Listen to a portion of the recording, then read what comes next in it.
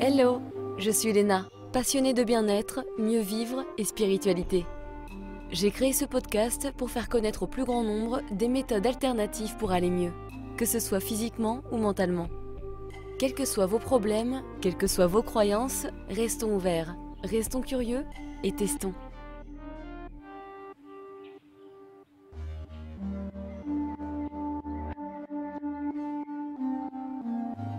Hello, je suis Léna, passionnée de bien-être, mieux vivre et spiritualité.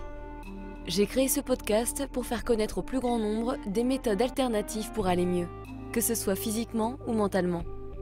Quels que soient vos problèmes, quelles que soient vos croyances, restons ouverts, restons curieux et testons. Bonjour à tous, et voici la suite de l'épisode sur les ballonnements avec Coralie Béguin, naturopathe spécialisée dans les troubles digestifs. Exactement, ouais. Et alors c'est une question assez générique, mais j'aime bien parce que ça fait toujours un rappel en quoi et comment le stress perturbe notre système digestif. Alors, en fait, déjà sur la partie, comme je te l'ai expliqué, sur la partie végétative, effectivement, si tu es beaucoup dans le mental, Oui, si tu as un excès de stress, tu vas moins bien digérer.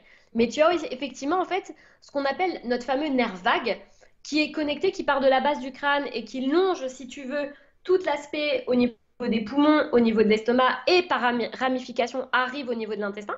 Donc, on va avoir des branches. Donc, si par exemple tu digères mal, imaginons que ton intestin il n'est pas bien, en fait lui il va remonter l'information au niveau du cerveau et tu peux avoir des sensations d'oppression, de brouillard mental, de pas être bien, sensation un peu de dépression, alors que toi dans ta vie ça va bien. Et inversement, tu peux ne pas être bien dans ta vie, avoir des situations deuil, émotionnel, voilà, que ça ne va pas dans ton travail, dans ton couple, etc., avec tes mm, amis. À l'inverse, ne pas être bien au niveau du cerveau, le nerf vague communique, dit bon bah nous ça va pas du tout là-haut, on n'est pas bien, on n'est pas bien, et hop, ça redescend au niveau intestinal, diarrhée, maux de ventre, je suis pas bien, la boule au ventre, tu vois, parce qu'en fait ton cerveau en fait communique constamment. Et en fait avant on pensait que c'était que le cerveau qui ouais. communiquait, on pensait que c'était que dans un sens, mais en fait on se rend compte maintenant que c'est vraiment dans les deux sens, c'est vraiment une communication vraiment qui se fait constamment en fait. Ouais, complètement, hyper intéressant. Ouais. Et alors, on sait que quand on est stressé de manière chronique, on va épuiser nos glandes surrénales, ce qui induit une immunodépression. Donc, on est plus susceptible de se choper des maladies diverses et variées. C'est aussi pour ça qu'on voit plein de gens qui sont, peut-être aussi le Covid d'ailleurs, mais qui se chopent plein de petites, des rhumes, des Complètement. gastro, etc. Complètement, ça peut être ça. Ça peut même être de la dépression en fait au niveau, comme tu dis, de ton système immunitaire. Donc, tu peux déclencher une maladie auto-immune. Tu peux avoir effectivement, comme tu le disais, déclencher des petits rhumes tout le temps, en fait, d'être tout le temps mal, en fait. Ça peut entraîner de la dépression. Enfin voilà, on peut avoir effectivement pas mal de choses qui peuvent arriver quand ton système immunitaire, en fait, perd de sa capacité. Et c'est là où tu te dis que c'est triste parce qu'en fait, on vit dans une société où le bonheur, il est pas du tout. Il est pas là, quoi. Il est où le bonheur? Enfin, je veux dire, non, mais sans déconner, on vit dans une société qui est construite de sorte à faire des burn-out, quoi. Tu vois, globalement, c'est ça. Ah, C'est, complètement. c'est hyper. Constamment, tu as du stress partout, quoi. C'est même que ce soit sonore, de toute façon. Mais c'est un peu triste, je me dis, on a Visuel, perdu des valeurs sonore, qui étaient ouais. bien. Et non, mais exactement. Aujourd'hui, tu vois, ça tend à changer. Enfin, moi, j'ai l'impression, peut-être parce que je suis dans le monde du bien-être, donc j'ai l'impression que les choses T'es plus changent. dans le marketing, ma poule. C'est ça. Clairement, t'as Donc pas j'ai changé le l'impression. marketing. Mais voilà, j'ai l'impression que les choses changent. Les gens prennent conscience. Dans les entreprises, on voit que voilà le bien-être.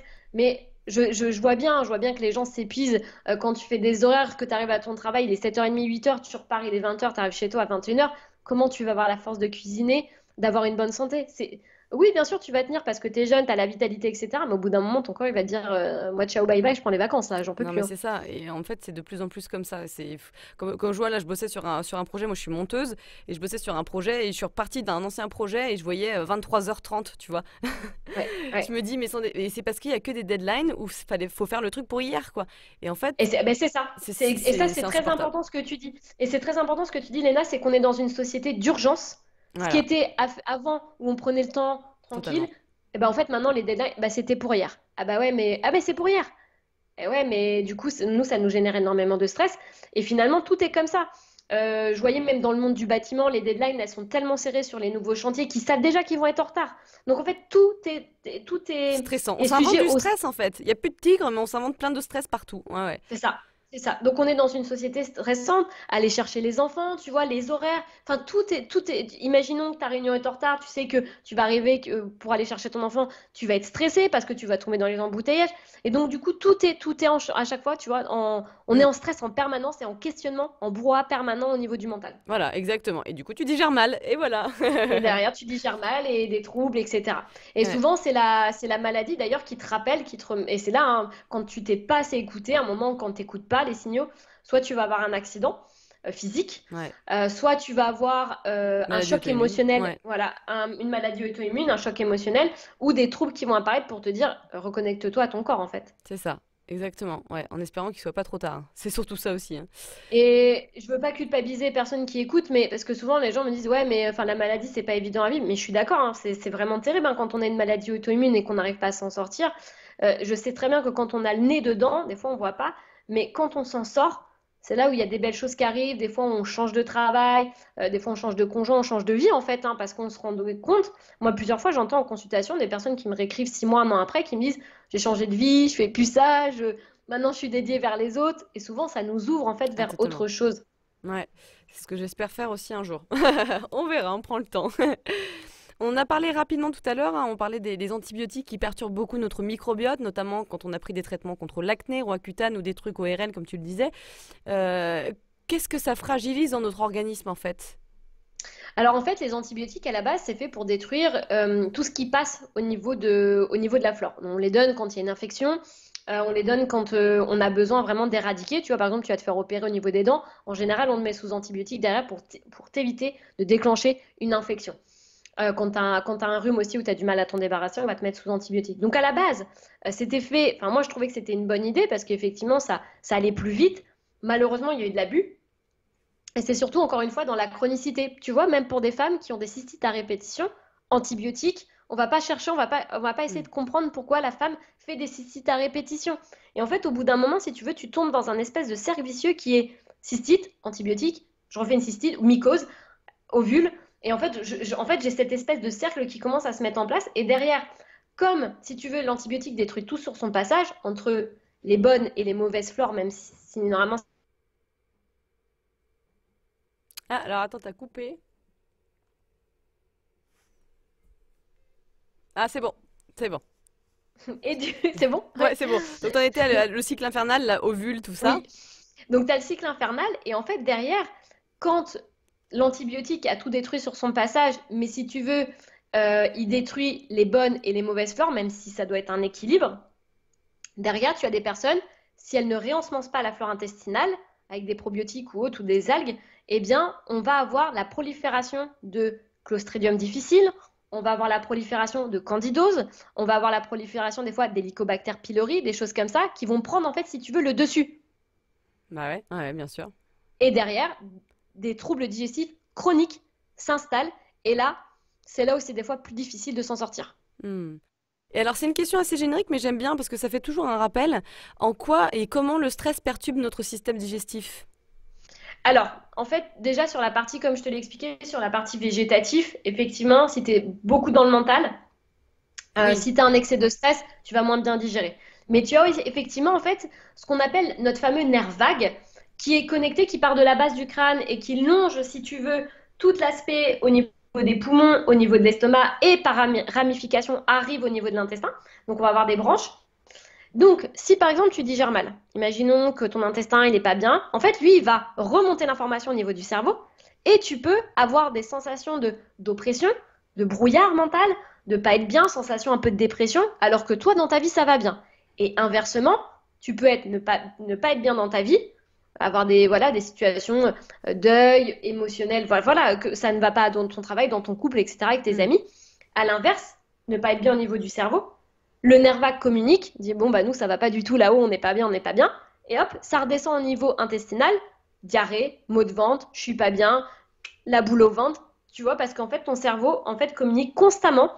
Et en fait avant on pensait que c'était que le cerveau qui Ouais. communiquait, on pensait que c'était que dans un sens, mais en fait on se rend compte maintenant que c'est vraiment dans les deux sens, c'est vraiment une communication vraiment qui se fait constamment en fait. Ouais, complètement, hyper intéressant. Ouais. Et alors, on sait que quand on est stressé de manière chronique, on va épuiser nos glandes surrénales, hein, ce qui induit une immunodépression. Donc, on est plus susceptible de se choper des maladies diverses et variées. C'est aussi pour ça qu'on voit plein de gens qui sont, bah, peut-être aussi le Covid hein, d'ailleurs, mais qui se chopent plein de petites, des rhumes, des Complètement. gastro, etc. Complètement, ça peut être ça. Ça peut même être de la dépression en fait au niveau, comme tu dis, de ton système immunitaire. Donc, tu peux déclencher une maladie auto-immune.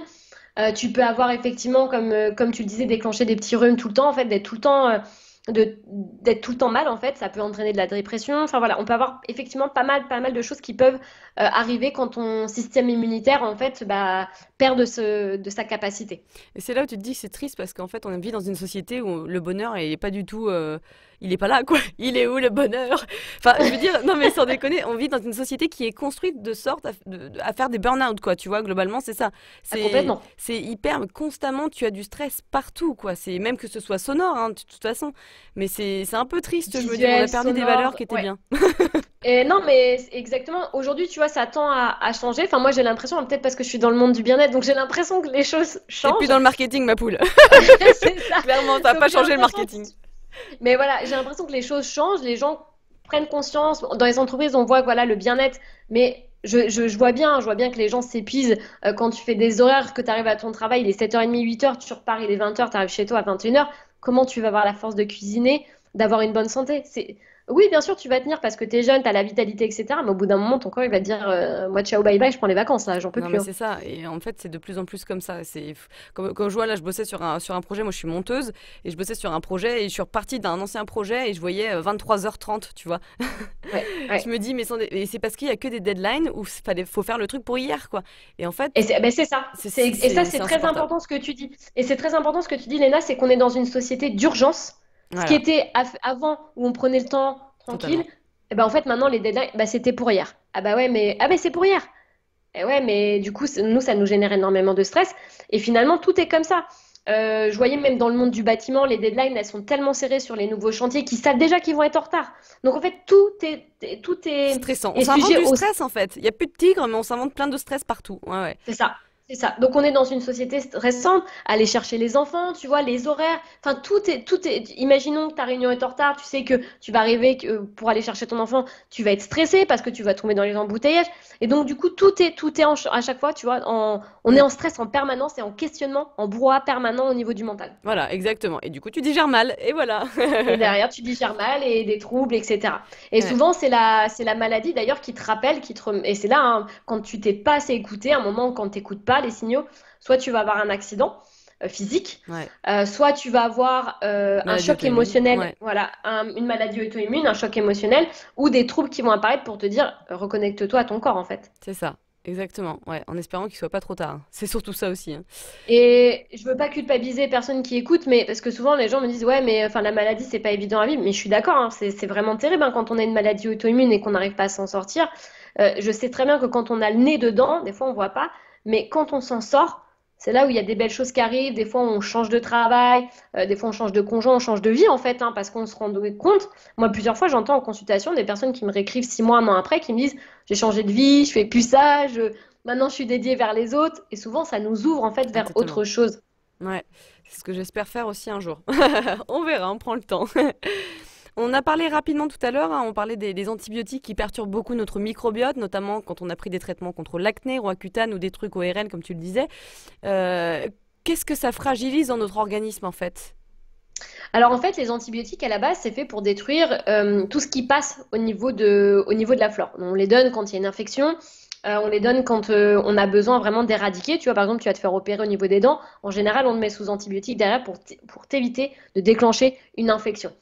Quand tu as un rhume aussi où tu as du mal à t'en débarrasser, on va te mettre sous antibiotiques. Donc à la base, c'était fait. Enfin, moi, je trouvais que c'était une bonne idée parce qu'effectivement, ça allait plus vite. Malheureusement, il y a eu de l'abus. Et c'est surtout, encore une fois, dans la chronicité. Tu vois, même pour des femmes qui ont des cystites à répétition, antibiotiques, on va pas chercher, on va pas essayer Hmm. de comprendre pourquoi la femme fait des cystites à répétition. Et en fait, au bout d'un moment, si tu veux, tu tombes dans un espèce de cercle vicieux qui est cystite, antibiotique, je refais une cystite, ou mycose, ovule. Et en fait, j'ai cette espèce de cercle qui commence à se mettre en place. Et derrière, comme, si tu veux, l'antibiotique détruit tout sur son passage, entre les bonnes et les mauvaises flores, même si normalement Ah, alors attends, t'as coupé.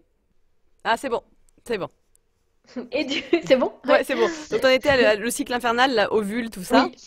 Donc, tu as le cycle infernal, et en fait, derrière, quand l'antibiotique a tout détruit sur son passage, mais si tu veux, il détruit les bonnes et les mauvaises flores, même si ça doit être un équilibre, derrière, tu as des personnes, si elles ne réensemencent pas la flore intestinale, avec des probiotiques ou autres, ou des algues, eh bien, on va avoir la prolifération de Clostridium difficile, on va avoir la prolifération de candidose, on va avoir la prolifération des fois d'Helicobacter pylori, des choses comme ça, qui vont prendre, en fait, si tu veux, le dessus. Bah ouais, ouais, bien sûr. Et derrière, des troubles digestifs chroniques s'installent. Et là, c'est là où c'est des fois plus difficile de s'en sortir. Hmm. Alors, est-ce qu'il y a une différence de pourcentage entre les hommes et les femmes qui souffrent de problèmes digestifs? Est-ce que tu as remarqué ça? Alors, écoute, il y a plus de femmes. Alors, je dirais qu'il y a plus de femmes qui souffrent de troubles digestifs, mais est-ce que c'est parce qu'elles en parlent plus Ouais. facilement? Tu vois, est-ce que nous, parler de mycose vaginale, de troubles digestifs, entre guillemets, ça va moins nous déranger que les hommes? C'est très tabou chez les hommes. Ils n'ont pas les mêmes problèmes que nous en général. Tu vois, ils sont plus concernés par des problématiques hémorroïdaires en général, Ah du oui, oui. préanal, des choses comme ça. Donc, c'est pas non plus très glamour, hein, clairement. Mais si tu veux, les hommes, ils ont une capacité à supporter dans le sens où... Alors attention, je dis pas du tout que les femmes sont faibles ou autres, bien au contraire, je dis juste que les hommes, en fait, eux, ils vont rester avec leurs problèmes, ils vont attendre, ils vont attendre, ils vont attendre, ils vont attendre jusqu'au moment où ça ne va plus du tout, et là, ils vont consulter. C'est Et ça. souvent, c'est comme ça que ça se passe. Donc, je dirais que, alors moi en consultation, je reçois beaucoup plus de femmes que d'hommes, mais je reçois quand même des hommes, même des fois des jeunes, hein, parce qu'ils en ont trop marre en fait d'avoir mal au ventre et qu'il n'y a pas forcément de solution, tu vois, dans la médecine allopathique, ou des fois ils ont été abandonnés ou autre, où ils trouvent pas de solution, donc ils viennent consulter en naturopathie ou nutrithérapie ou nutrition, peu importe, et ils viennent consulter effectivement pour avoir une aide en fait. Ouais, bah c'est bien. Mais c'est peut-être parce que nous aussi, on est globalement, hein, ça, c'est aussi une généralité, on est peut-être un petit peu plus sensible, donc du coup, ouais, on a plus l'habitude, comme tu disais, de se confier. Donc bon, tant qu'à faire, c'est plutôt pratique. Mais je le vois, hein, par exemple, avec mon chéri, là, parce qu'en fait, effectivement, en ce moment, il a un peu des troubles, il fait des petits pétous. Heureusement, il n'écoute pas mes podcasts, donc je peux tout balancer. Et je lui dis, ça, c'est bizarre quand même, tu devrais peut-être aller voir quelqu'un. Et en fait, voilà, il va aller voir enfin une nutrithérapeute, mais il l'a jamais fait de sa vie, il a 38 ans, tu vois, donc 37 ans, donc c'est... C'est très tabou hein, chez les hommes, et en plus de ça, il faut savoir aussi que nous, les femmes, on nous apprend aussi à tu vois, on a des contrôles gynécologiques. Et en fait, si tu veux, notre corps est très, très regardé. On passe par là, alors que les hommes, le contrôle de la prostate, il s'effectue pas avant les 50 ans, en fait. Donc, Ouais, c'est ça. nous, on en parle, on a le contrôle gynécologique qui est quand même très, très intime. Et finalement, en fait, de parler de trop digestif parce qu'on a un peu de diarrhée ou un peu de... En fait, finalement, ça nous C'est pas paraît pas... grand-chose, C'est pas grand-chose, quoi. Donc il y a c'est ça clair. aussi. Ouais, ouais, complètement, et ça fait sens. Euh, Il y a un point que tu as abordé tout à l'heure que je trouvais intéressant, c'est par rapport à l'allaitement qui peut être un cause de problèmes digestifs. Et donc je voulais parler voilà, des raisons, mais aussi qu'est-ce que tu en penses de lait maternisé végétal? Voilà, dis-nous en plus. Alors écoute, sur la partie vraiment allaitement, déjà autant que possible, un allaitement ça se prépare. Aujourd'hui, on est un des pays qui allait le moins. La Suède, par exemple, quand on regarde au niveau des chiffres, c'est quasiment toutes les femmes qui allaitent. Il y a quasiment 90% des femmes, dès qu'elles ont leur enfant, elles allaitent. Voilà, c'est comme ça. Donc, chez elles, c'est normal. Il y a même des espaces qui sont aménagés pour les allaitements dans les restaurants. Enfin, c'est quelque chose de très, très commun, en fait. Et on voit d'ailleurs en public des femmes allaitées. Chez nous, c'est très touchy. C'est pas toujours bien toléré. Des fois, il y a des femmes qui se prennent des réflexions. Donc, c'est vraiment dommage. Ça commence à tendre à revenir. Donc, c'est vrai que le conseil que j'aurais sur ça, c'est déjà, alors, enfin, autant que possible, essayons d'allaiter, mais si la femme n'a pas envie, ça sert à rien de la forcer, parce que ça Mm. va être une expérience qui va la dégoûter. Et derrière, en plus de ça, quand l'allaitement n'est pas préparé, en fait, souvent, la sage-femme, des fois, ne sait pas forcément, donc elle va dire, bah, écoutez, mettez-le au biberon et hop, ça va vous soulager, vous allez dormir, etc. Parce qu'il faut savoir qu'un accouchement, c'est très hormonalement, c'est très perturbant. Et en fait, si derrière, on n'a pas préparé, on ne s'est pas renseigné un minimum sur l'allaitement, les positions de bébé, de la langue, etc., euh, l'engorgement au niveau du sein, eh bien en fait, à ce moment-là, on n'a pas du tout la force mentale pour le faire. Si on n'a pas notre conjoint qui est un petit peu aussi derrière nous, on va vite s'écrouler, on va vite arrêter l'allaitement. Et derrière, c'est le lait de maternisé de vache hein, qui est proposé. Il y a que ce lait-là, sauf pour les prémas en général, c'est du lait de maman. Mais sinon, voilà, en fait, en général, on va basculer très rapidement. Il y a aussi le fait que ça soit très moderne, hein, le biberon. On se fait pas entre guillemets suer, hop, on fait chauffer. Bon, même si c'est quand même il y a toute une organisation, etc. Il faut faire chauffer le lait, le matériel, etc. Alors que là, quand l'enfant il a faim, hop, il est mis au sein. Je dis pas que c'est pratique, hein, je dis juste, voilà, il est mis au sein. Le lait, il est à bonne température.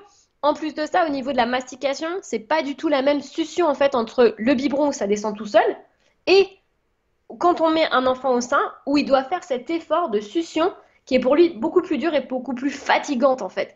Et quand en fait on met un enfant au sein, l'enfant va communiquer en fait avec les glandes au niveau du sein de la maman et donc va indiquer en fait si tu veux s'il a besoin d'un peu plus de sucre ou un peu plus de gras. Et donc ils vont échanger en fait mutuellement. Donc c'est vrai que ça C'est peut marrant. paraître fou, mais c'est en fait c'est comme ça que ça, au niveau de l'allaitement, c'est comme ça que ça se fait. Donc c'est vrai que souvent, des fois, des mamans qui me disent oui, mais c'est très culpabilisant, j'ai pas pu allaiter, etc. C'est pour ça que je veux passer le message dans ton podcast de dire attention, l'allaitement, c'est pas l'enfant il arrive, hop, on le met au sein et ça se passe nickel, hein. Souvent, il faut changer de position, il faut se faire aider. Des fois, l'enfant il a un frein au niveau de la langue. T'as mal Euh, et tout, ouais. il y a des engorgements, des inflammations au niveau du mamelon. Des fois, le sein n'est pas ce qu'on appelle c'est un téton invaginé, c'est-à-dire que au niveau de ton mamelon, ça rentre vers l'intérieur, donc l'enfant n'arrive pas à avoir le téton, donc il n'arrive pas, donc il s'énerve, etc. Donc t'as pas non mais du coup Mais putain, merde, bordel! ça vient pas, qu'est-ce qui se passe? Et donc, en plus de ça, l'enfant, il faut aussi s'imaginer les conditions. La maman vient d'accoucher, elle est crevée, elle est au bout de sa vie. C'est clair. L'enfant fait que de piailler, il en peut plus la faim. Et le lait n'arrive pas à sortir. Donc, tu vois, au bout d'un moment, psychologiquement, juste t'en peux plus, t'as envie que ton enfant juste il mange. T'as envie de dormir et donc je comprends aussi que les femmes elles se disent non mais moi là je peux plus quoi donc on passe sur un lait maternisé en poudre de vache qui est malheureusement assez indigeste et c'est là où des coliques apparaissent, des troubles ORL, etc. On voit de toute façon chez les enfants, moi je le vois en accompagnement, les enfants qui ont été allaités, qui n'ont pas été, il y a plus de troubles ORL chez les enfants qui ne sont pas allaités et d'allergies. On dénombre en général à peu près, tu vois, tu as une augmentation maintenant de ce qui est assez flagrante depuis les années 80, 70-80, mais tu as plus 70% des enfants aujourd'hui qui sont allergiques. D'ailleurs, tu parles autour de toi. Je suis sûre dans le podcast, les personnes qui nous écoutent, moi, je suis allergique aux arachides, je suis allergique aux acariens, je suis allergique. Voilà, on a plein de gens aujourd'hui qui sont allergiques à cause aussi d'un manque d'allaitement et d'un environnement complètement aseptisé. C'est-à-dire, je mets pas assez l'enfant au contact d'allergènes. Parce que moi, j'ai pas été allaitée. Parce que je suis jumelle en fait, donc ma mère elle pouvait pas quoi, clairement. Et par contre, bah, j'étais chez les cutéreux à la campagne, donc peut-être que je sais pas, ça m'a servi, j'en sais rien. Mais et pour le coup, lui, mon frère qui a été allaité, il est tout le temps malade, mais on mange pas de la même manière, tu vois. Donc peut-être qu'il y a un lien aussi. Tout à fait. Et d'ailleurs, tu peux très bien être allergique pendant un temps ou sensible et ne plus l'être après parce que tu as réglé ton aspect, enfin, ton assiette. Moi, j'ai vu des personnes qui étaient allergiques qui m'ont réécrit un an après pour me dire j'ai arrêté les antihistaminiques, je suis plus du tout allergique aux acariens alors que ça faisait des années. Donc, Hmm. effectivement, on sait qu'un le système vraiment allergique, c'est connoté au système immunitaire et donc au système bah, forcément digestif. Et alors, du coup, qu'en est-il des laits maternisés, tu sais, de riz ou de je ne sais quoi? Alors, il faut bien se renseigner, il faut regarder au niveau de la composition si c'est adaptable sur les laits, ce qu'on appelle les premiers laits, en fait, si tu peux les utiliser, parce qu'on va pas s'amuser à aller en magasin bio acheter la brique. Hein, Non, c'est c'est clair. vraiment des. Non, mais voilà. Il y avait eu Voilà, des voilà. histoires comme ça, hein, je crois. Hein. Voilà, c'est pour ça que c'est vraiment important de s'assurer qu'au niveau du labo ou en tout cas de la préparation infantile, que ça soit possible d'utiliser ça sur un premier lait. Il y a plein d'aujourd'hui enfin plein, il y a quelques marques hein, de magasins bio qui en font. Il faut juste se renseigner et voir aussi si au niveau de l'enfant, de sa digestion, ça passe. Mais effectivement, on a des laits aujourd'hui qui sont disponibles, surtout pour les enfants qui font des RGO, des reflux gastro-œsophagiens, pardon, donc des brûlures, des remontées acides qui digèrent mal. On va avoir effectivement des substituts qui peuvent très bien fonctionner. Ouais, bon, c'est rassurant. Ça nous ouvre un peu des portes. Complètement, parce que il suffit aussi que la maman elle ait vécu, tu vois, une césarienne, qu'elle ait été opérée d'urgence, qu'elle n'ait pas pu allaiter. Des fois, le lait se coupe, en fait, on n'a plus de montée de lait. Donc, c'est bien aussi d'avoir ces substituts-là. Ouais, plutôt que du lait de vache pour le coup. Oui, tout à fait. Ça Ouais. serait mieux. Ouais. Alors on change un peu de sujet, mais on revient toujours à la digestion. Je voudrais clarifier un point. La porosité intestinale, ça concerne quel type de problème? Il y a le SIBO, le syndrome du côlon irritable, il y a quoi d'autre? Alors souvent, tu vas avoir différentes choses. Donc, tu as la dysbiose, tu as la flore, t'as la candidose également, qui est une flore de fermentation. Tu vas avoir l'intestin irritable, qui fait partie aussi d'une porosité intestinale moindre. Hein. Tu as la colopathie. Après, tu as différents degrés, en fait. Tu as Hmm. aussi les maladies inflammatoires du côlon, type maladie de Crohn, RCH, donc rectocolite hémorragique, pardon. Tu vas avoir ce type de choses. Tout le monde n'est pas atteint d'une porosité. C'est pas parce que tu as des ballonnements ou des petits maux de ventre que tu as une porosité intestinale. Ça peut aussi dire que ton estomac en amont ne digère pas bien et que du coup, derrière, ton intestin, Il digère pas bien. ton intestin, ouais, digère pas bien. Tout à fait. Hmm. D'accord. Ouais, c'est intéressant parce que c'est vrai qu'on ne sait plus, il y a tellement de problèmes finalement liés au système digestif que tu sais plus où il y a de la perméabilité intestinale, où il y a enfin tu vois, tu sais plus trop quoi. Donc je voulais vite clarifier ce point. Après, moi, ce que j'aime bien, tu vois, en consultation, ou en tout cas dans l'observation, je dis toujours aux personnes, des fois, si vous avez fait une prise de sang ou des analyses un peu plus poussées, c'est bien de recouper avec les symptômes. Hmm, Toujours important de recouper avec les symptômes pour voir ce qu'il en est. carrément, ouais, parce que comme ça plus tard, tu sais un petit peu si tu as une nouvelle phase de stress par exemple, ouais, tu peux faire des Tout à liens. fait. Tout à fait. Et comment on passe de ballonnement à une hyperperméabilité intestinale? Eh ben, il suffit par exemple que tu n'écoutes pas et donc tu continues dans tes écarts alimentaires, dans tes grignotages, dans le fait de ne pas avoir une alimentation qui soit digeste pour entraîner au fur et à mesure, si en plus derrière tu as des traitements antibiotiques, des Le choses comme ça, stress. pour voilà, le stress, manque de, tu vois, manque de sommeil, tu as une hygiène de vie, tu vas boire de l'alcool régulièrement, des choses comme ça, eh ben, pour que ça bascule vers la porosité intestinale. Des fois, en fait, très souvent, ce que je vois, moi, ce que j'observe, c'est que tu as des personnes qui ont des petits ballonnements, des choses comme ça, et au fur et à mesure qu'ils n'écoutent pas, qu'ils ne s'écoutent pas, activité, manque d'activité physique, le sommeil n'est pas là. Et au bout d'un moment, bah, tu vois, c'est ce que je te disais, c'est que tu as plein de petites causes simples, mais qui font qu'au bout d'un moment, ça passe en symptômes extrêmes. Ouais, ouais, c'est vrai, oui, si tu changes rien de ton hygiène de vie ou au moins de ton stress ou t'es toujours déprimé ou patati patata, effectivement, il y a rien qui va changer, bon bah ça va s'aggraver quoi. C'est Ouais. ça. Et donc, à un moment, bah, en fait, ton corps te signale. Je tiens juste à rappeler que le symptôme, c'est pas quelque chose qu'il faut contrer en disant je suis pas bien, il faut que je prenne un médicament, sauf dans l'urgence, hein, bien sûr. Mais tu as effectivement un message de ton corps qu'il faut écouter et ne pas hésiter à se faire accompagner par un thérapeute de confiance en qui on a confiance. Il y a des thérapeutes pour qui ça va très bien matcher, pour d'autres pas. Donc, il ne faut pas rester avec un thérapeute qui ne nous convienne pas, juste changer. Ça peut être, voilà, il y a plein de techniques aujourd'hui et la naturopathie en fait partie, mais il n'y a pas que ça. Et donc, faut pas hésiter aussi à se faire accompagner parce que des fois, quand on est dans sa propre situation, on voit pas en fait ce qui se passe. Non, complètement. Ouais, ouais, c'est clair. Ouais, ouais, ça fait du bien d'être suivi. Ouais. Et il faut trouver le spécialiste qui te va, t'as complètement raison là-dessus.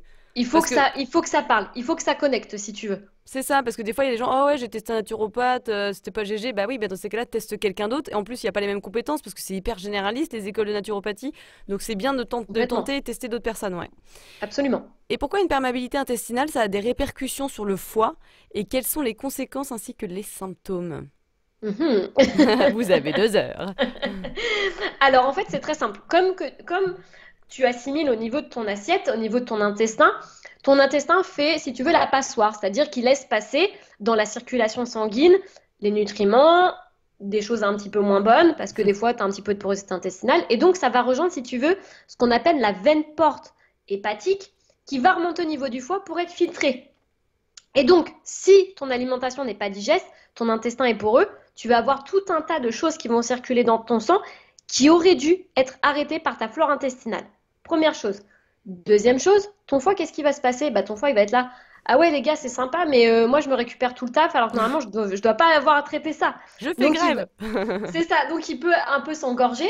Qu'est-ce qui se passe s'il s'engorge? En fait, tu as un ralentissement. Alors, on va le faire grosso modo, mais en gros, pour imaginer ça, tu as un ralentissement au niveau de ta détoxification au niveau du foie. Alors, pour imaginer, vous voyez le péage à Paris en juillet quand tout le monde rentre ou tout le monde veut sortir du péage ou le périph', tu as un engorgement. Et ben en fait, au niveau du foie, c'est exactement ce qui se passe au niveau de ta circulation sanguine, c'est-à-dire que tu as énormément de sang qui arrive au niveau du foie.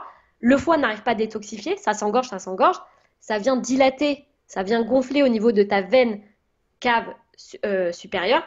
Et donc, ça crée ce qu'on appelle un terrain propice aux hémorroïdes de façon chronique. Première Hmm. chose. Deuxième chose, forcément, ça ne va pas rester comme ça. Tu as une partie de ton sang qui peut être bifurquée par le système azygose qui va longer le long de la colonne vertébrale et qui va se rejeter sur la veine cave supérieure.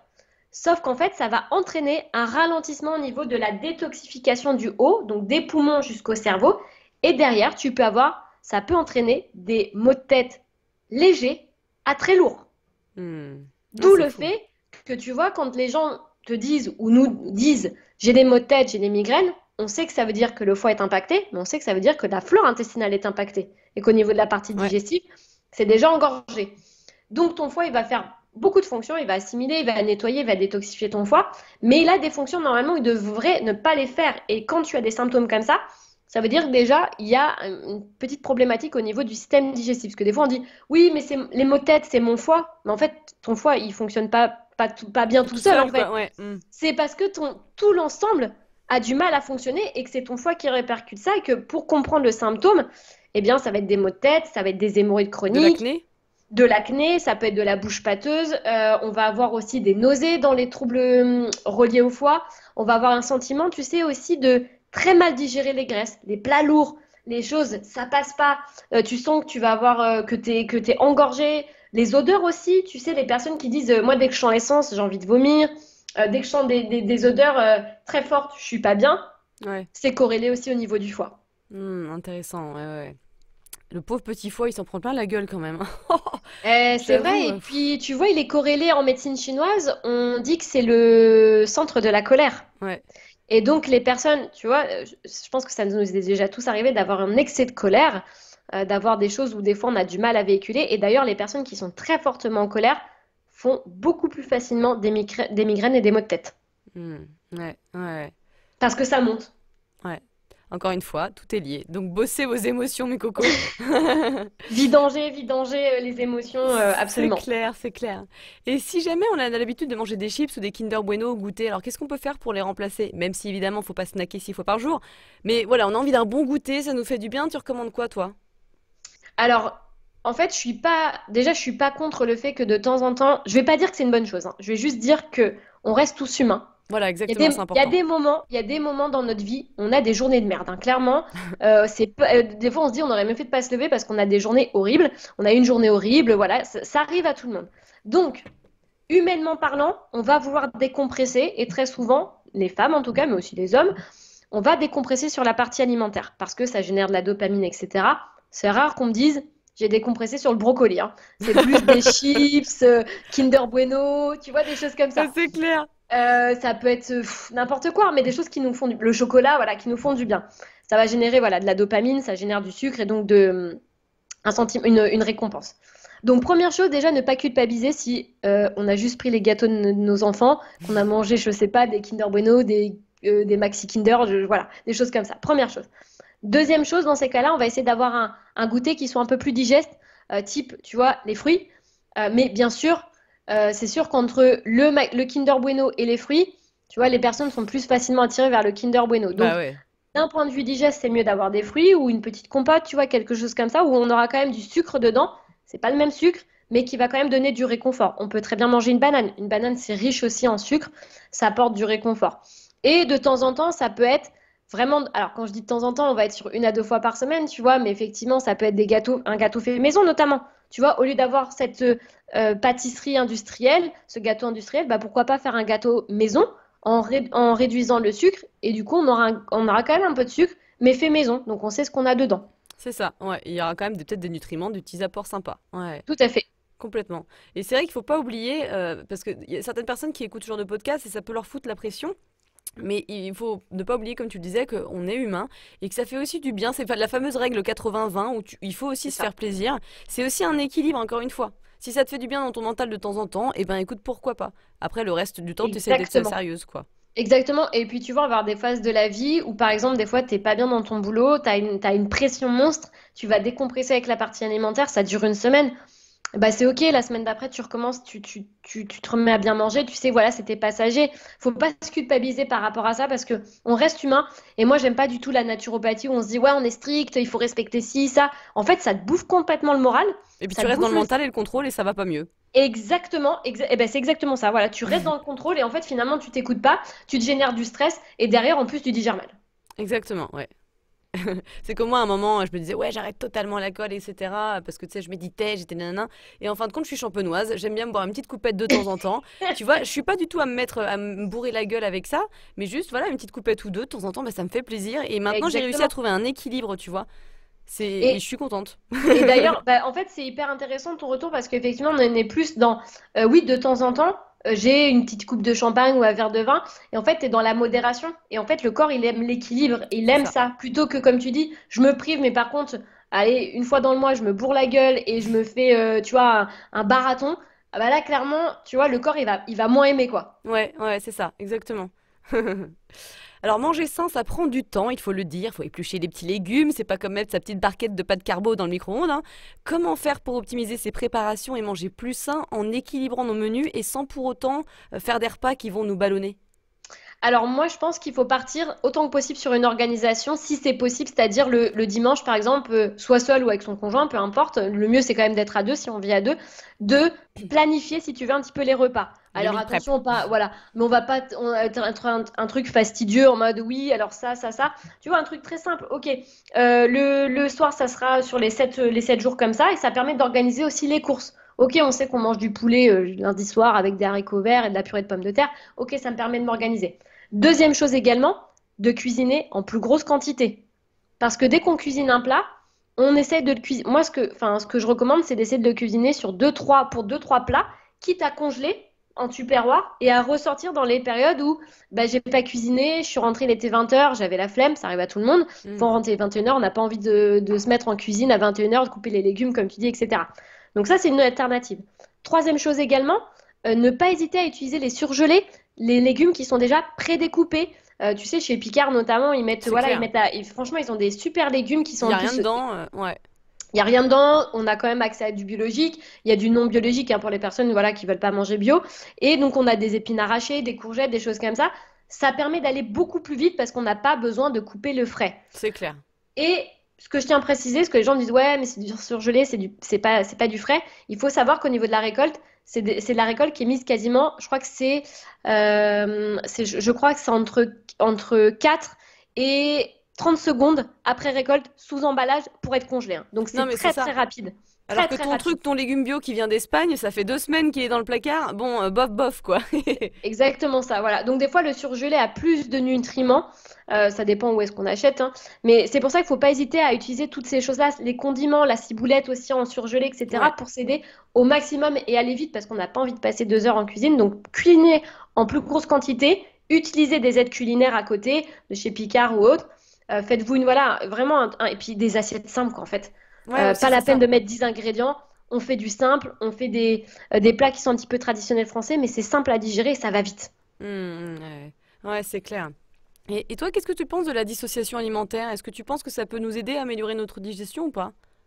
Je suis pas spécialement pour, donc dans la dissociation en général, soit on enlève le féculent, soit des fois on fait une protéine forte avec un légume sans amidon, etc.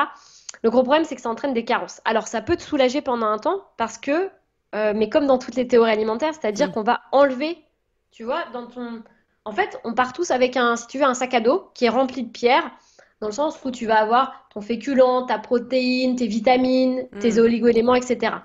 Mais Ouais. si en fait tu fais de la dissociation, qu'est-ce qui se passe? T'enlèves dans ton sac à dos une énorme pierre. Et ouais, mais du coup, tu vas tout de suite être mieux, tu vas tout de suite être allégé au niveau du système digestif, donc tu digères mieux, tout de suite.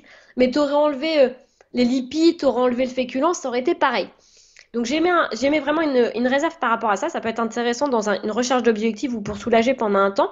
Mais le mieux, c'est quand même de trouver une routine où on va avoir effectivement quand même protéines, féculents, légumes à chaque repas et de trouver effectivement les quantités qui sont adaptables en fonction des problématiques et des troubles digestifs qu'on a. Ouais, d'accord. Ouais, à tester aussi, quoi. Effectivement.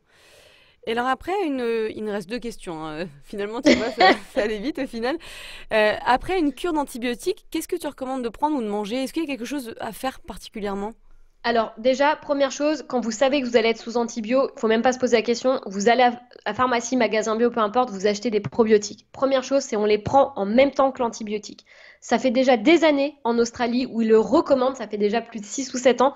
Moi j'ai une amie qui vit en Australie, elle me dit, mais nous ça fait déjà 6 7 ans qu'ils préconisent les probiotiques. C'est même pas une question, c'est qu'ils te vendent les probiotiques avec l'antibiotique. Hmm. Nous en France, on commence à en parler, on voit les pharmaciens dire, attention, avec cet antibiotique, si vous l'utilisez pendant une semaine, il y a risque de mycose derrière, surtout chez les femmes, super.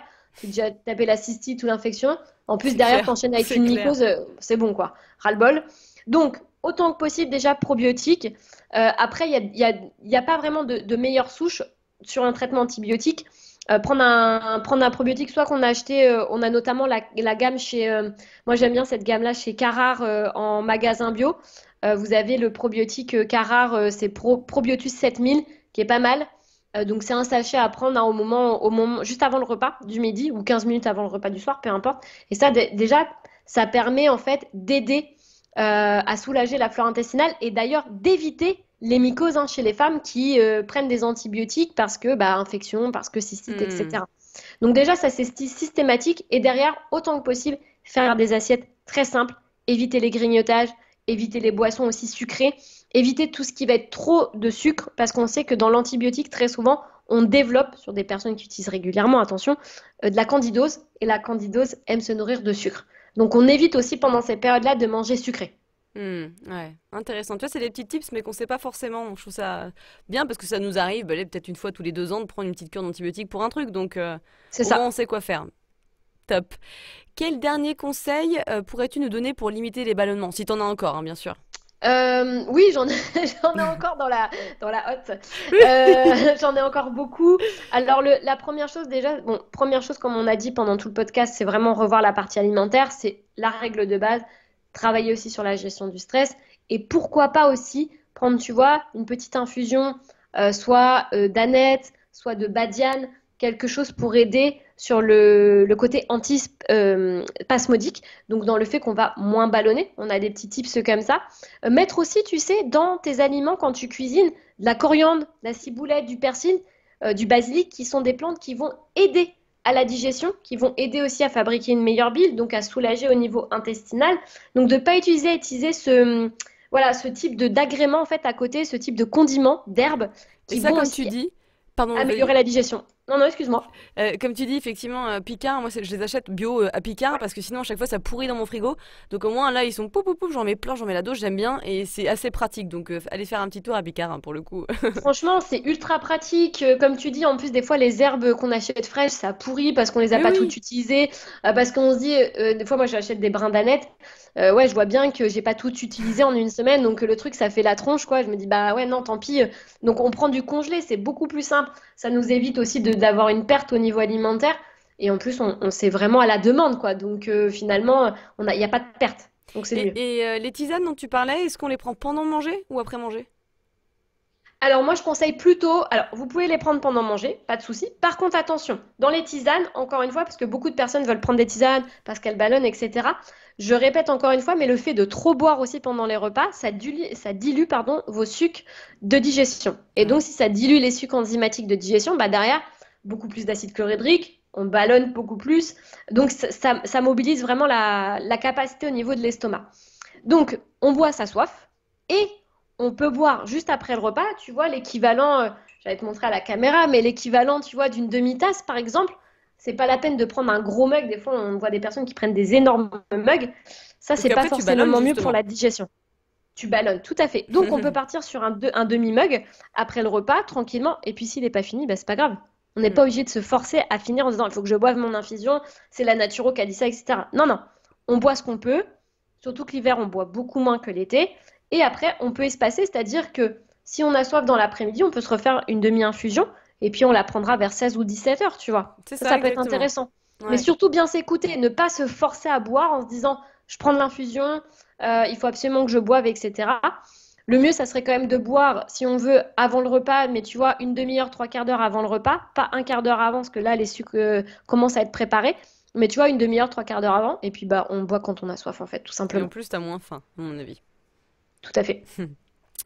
Alors, on va finir par un petit jeu de questions-réponses. L'idée, c'est de répondre rapidement à une petite série de questions. Quel livre, sur ce sujet ou non, t'a beaucoup marqué? J'ai pas entendu, excuse-moi ta question. Vous pouvez répéter?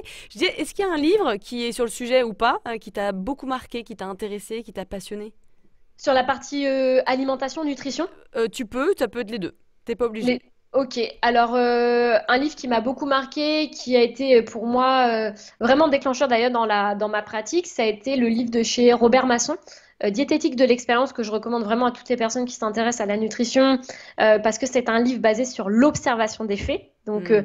l'expérience de 50 années de consultation en naturopathie, et donc justement par rapport à tous ces modes alimentaires, etc. Parce que comme je te le disais dans le podcast, c'est vrai qu'on a beaucoup de personnes qui font de la théorie alimentaire sans observation et donc qui ne reçoivent pas en consultation. Et donc, malheureusement, ça se perd dans les études scientifiques Ouais. et on n'a plus cette observation, le retour aux symptômes. Donc, vraiment, ce livre, pour moi, ça a été une révélation. Super intéressant. Une astuce efficace pour être en meilleure santé. Une astuce est bien déjà de bien dormir, première chose. Deuxièmement, de bien aller s'oxygéner aussi, même s'il fait froid, d'aller faire un petit tour en contact avec la nature, la forêt, d'aller s'oxygéner. Et trois, de mieux manger, en fait, tout simplement. Hmm. Une habitude à supprimer. Le grignotage devant la télé. Une habitude à prendre. De prendre, tu vois, 5 minutes le matin ou le soir quand on veut dans la journée pour faire un petit peu de gratitude, de prière. Alors quand je dis prière, c'est pas forcément d'être croyant, mais juste de prendre un peu de temps, de se reconnecter à soi, juste de prendre un temps d'intériorisation, soit de faire de la gratitude ou une méditation, mais juste 5 minutes. Ah ouais, c'est super. C'est pas trop non plus et c'est bien. Ton féculent préféré. C'est le sarrasin. Un ingrédient ou aliment à ajouter Hum, le basilic ou l'aneth. et à supprimer. À supprimer tout ce qui va être produit industriel et transformé. Ouais. Un complément alimentaire essentiel selon toi. Alors c'est difficile de répondre parce que en fonction des cas Hmm. de chacun, on va pas utiliser tous ce même complément.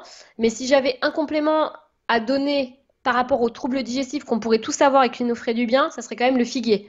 Le figuier en gémothérapie, alors soit en infusion, parce que ça existe, soit en gémothérapie, donc en bourgeon.